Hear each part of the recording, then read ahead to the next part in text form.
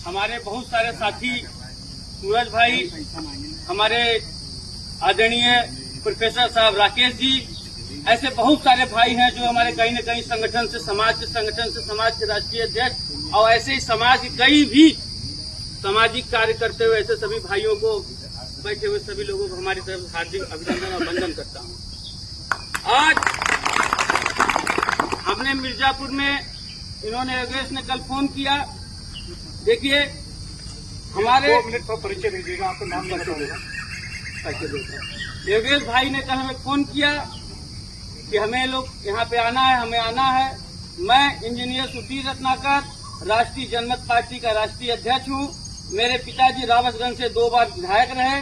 24 साल की उम्र में वो विधायक हो गए थे और विधायक होने के बाद इसी लखनऊ यूनिवर्सिटी से एलएलबी किया था इन्होंने। 41 साल की उम्र में उनकी हत्या कर दी गई थी। लगातार हम लोग गांव के अभी तक 25 साल से ब्लॉक प्रमुख हैं और प्रधान की हम लोग हमेशा घर में कोई न कोई हमारा सदस्य रहता है। पिताजी के पढ़ने की महत्वाकांक्षा इतना ज्यादा थी कि उस समय विधायक होने के बाद फिर भी वो पढ़ना चाहे। वो गरीबी से पढ़ के विधायक हुए थे।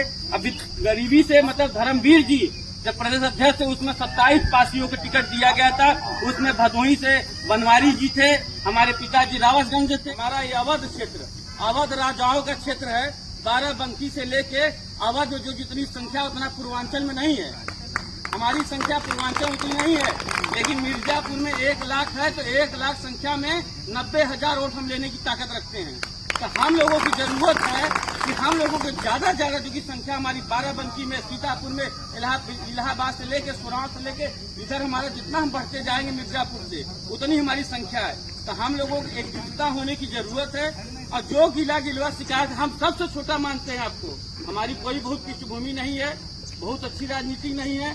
आप सब योग्य हैं, ऐसे लोग हैं क्योंकि आप लोग राजधानी में बिलोंग करते हैं और राजधानी में जो बिलोंग करता है महाराजा बिजली फांसी के वंशज हैं आप। हम लोग भी वंशज हैं, क्योंकि हम वंशज होने का अधिकार देते हैं आप सब लोगों को। हम लोग किसी तरीके से आन बान शान हमारे खिलाफ में कोई भी आंख उठा के देखे तो पूरे भारत में कन्याकुमारी मतलब जम्मू कश्मीर से लेकर कन्याकुमारी तक भी हमारे जितने पासी समाज के लोग हों सबको एकत्र करने की जरूरत है।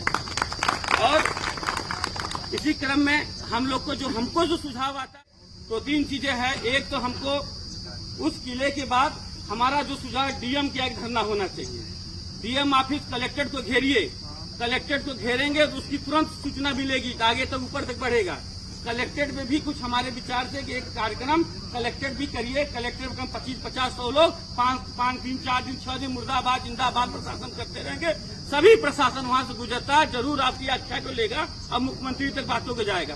क्योंकि कारण है कि यहाँ पे हम लोग करते हैं तो थोड़ा सा ये होगा कि 1 घंटे आधे घंटे का होगा, उसमें मीडिया कवर नहीं कर पाएगी। यदि मीडिया वहाँ कलेक्टेड में हमेशा मीडिया घूमती रहती है, आपकी बातों पूरे इंडिया में जा सकती है। और सुझाव ये है कि हम लोगों को और एकत्र होने की जरूरत है और संख्या बल बढ़ानी होगी और लोगों का आह्वान करिए और लोगों को जो भी जहाँ भी पासी समाज में कोई छोटा बड़ा हो सबको हाथ जोड़िए, प्रणाम करिए। जाने अनजाने में किसी से कोई बोलने में गलती हो या मुझसे भी कोई गलती हो तो क्षमा चाहता हूँ। मैं यही चाहता हूँ सुधीर रत्नाकर सभी पासी समाज की, चाहे कहीं भी कोई पासी समाज हो, कोई दुख सुख हो, सब लोग सम्मिलित हुए मदद करिए। मदद करने लगेंगे अपनी संख्या अपने आप बढ़ने लगेगी। इसका परिणाम कहीं भी कोई घटना होता है दौड़ के आदमी पहुंचता है। तो हम लोगों को भी जब इस तरह से काम हमारा समाज करने लगेगा, हम लोग भी करने लगेंगे तो आज यहाँ संख्या लाखों की हो जाती और लाखों की संख्या करिए। देखिए कलेक्टर को घेर दीजिए, आपका यहाँ पासी को घेर दीजिए, किला को घेर दीजिए। किसी की औकात नहीं है तो किला पे काम अवैध होने लगे। संख्या बल ही बहुत महत्वपूर्ण है। इन्हीं सब क्रम में आप सब भाई बड़े दूर से आए हैं, मैंने अपने विचार को रखा। आपसे जाने अनजाने में जो भी हमने कुछ बोला हो मुझे क्षमा कीजिएगा। और कोशिश मैंने यही किया है, जो भी उपाय था मैंने उपाय दिया। कलेक्टेड पे जरूर धरना होना चाहिए। कलेक्टेड में भी अच्छी संख्या में वाले लोगों को पहुंचने की जरूरत है, वहां पहुंचेंगे जरूर कार्रवाई होगी। इन्हीं क्रम में मैं अपनी बाड़ी को विराम देता हूँ और फिर संचालन महोदय योगेश जी को कहता हूँ कि इस कार्यक्रम का संचालन करें। बहुत बहुत धन्यवाद। ये तो बहुत दिन से चल रहा है, लेकिन हम लोग को समझ नहीं है जो प्लाटर थे, प्लाटर की मंशा रही होगी, उनको संरक्षित करने का काम नहीं किया, तो इसके लिए पासी प्लाटर लोगों ने बेचने का काम किया है। ये समाज आंदोलन करने के लिए बाध्य होगा, जिसकी पूरी जिम्मेदारी लखनऊ के प्रशासन की होगी। उसमें रोड दे दिया है, क्योंकि पुरातत्व विभाग की वजह से पूरा जो हमारा पुरातत्व संरक्षित है, ये समाज का है, ये हमारी जनता का है। ये किला जो सभी सर्व समाज के लिए है, सिर्फ पारसी समाज की बात नहीं है।